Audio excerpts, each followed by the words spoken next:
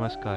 हांव अनुपम आनी आयचो दीस आसा international day against drug abuse and इलिसीट ट्रॅफिकिंग. ह्या निमित्यान तुमी खास कितें सांगपाक सोदतात? नमस्कार. हांव शंकर कोमरपंत, फावंडर ऑफ चरक क्लिनीक पर्वरी. आतांच्या जमान्यान खुबशे लोक ड्रग नशेच्या अधीन जातात आनी ते मेंटली सीक जातात. तेंचे खातीर लायफस्टायल हिलिंग घरच्या घरा कशें करूंक येता हेजेर म्हायती दिवपाक सोदता. म्हणल्यार जे कोण सोरो व ड्रग्स घेवन एडिक्ट जातात तेंच्या खातीर? हय, हांव तांकां एडिक्ट म्हणना आनी म्हणचेंय न्ही, कारण हें एक मानसीक दुयेंस आसा. तर अशी दुयेंसां कशी बरी करपाक जाता?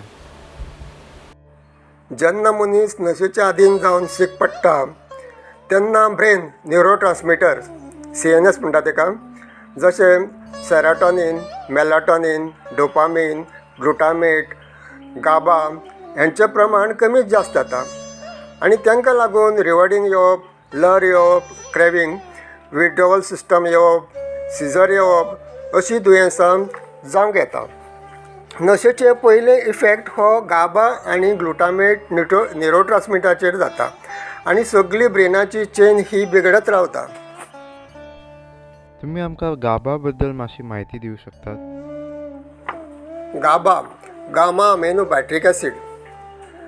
गाबा रेग्युलेट करपाचें काम गट फ्रेंडली बॅक्टेरियाचें आसा that correlates with CNS central nervous system. Gut म्हणल्यार कितें?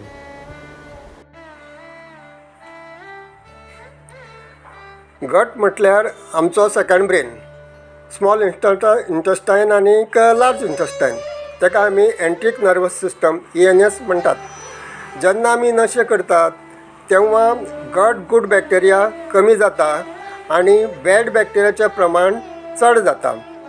तुमकां खबर आसतली 80% डायजेशनाचें काम आनी मेटाबॉलिझमाचें काम हें आमचे गट मायक्रोबायोम करतात. तर हेजेर समतोल दवरल्यार मेंटल सिकनेस बरें जाता न्ही?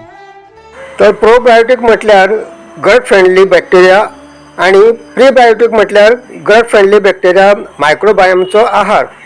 टोटली ब्लड फ्लोरा आसा पळय न्ही, हेंचें हेल्थ बरें रावचे खातीर हे दोनी प्रोबायोटीक आनी प्रीबायोटीक दोनी म्हत्वाचे आसा. प्रोबायोटीक आनी प्रीबायोटीक पेशंटाक कशें कळप? तुमी खंयच्याय डायटिशियन, आयुर्वेदीक, युनानी डॉक्टरा कडल्यान योग्य ती म्हायती घेवंक शकता किंवा म्हज्या चरक क्लिनिकाक परवरी हांगा येवन योग्य ती म्हायती घेवपाक शकता. म्हजो फोन नंबर 9823545289. थँक्यू.